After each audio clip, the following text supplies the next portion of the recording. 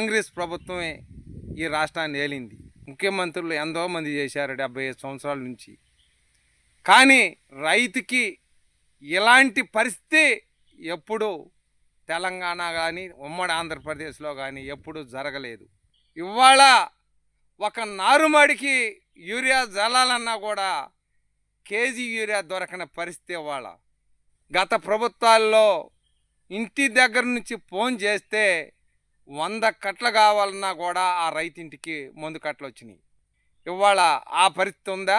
ఈ యాప్ విధానం అనేది మీకు మరి ఎవరిచ్చిన ఐడియా కానీ రైతులు ఆగమయ్యే పరిస్థితి వచ్చేసింది. ఇవాళ యాప్ పెడితే అతను యూరియా బుకింగ్ చేసుకునే లోపులోనే ఆధార్ కార్డు చెప్పి ఓటీపీ వచ్చే లోపులోనే మందు కట్టలు అయిపోతున్నాయి. ఇవాళ మరి దీంట్లో 100 మంది రైతుల్లో 80% రైతుకి ఇంతవరకు యూరియా కట్ట అందలేదు. ఇవాళ వాళ్ళకి యాప్ చేసుకోవడం కుదురుతుందా?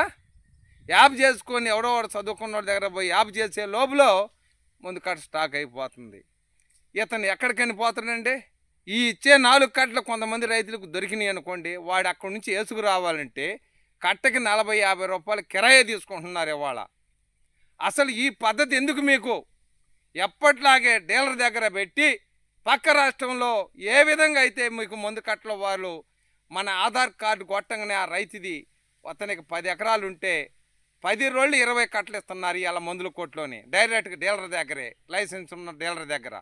ఇవాళ ఆ పరిస్థితి తెలంగాణ రాష్ట్రంలో ఎందుకు లేదు మీకు? ఇవాళని మిమ్మల్ని అడుగుతున్నాం నేను రైతాంగం తరఫున.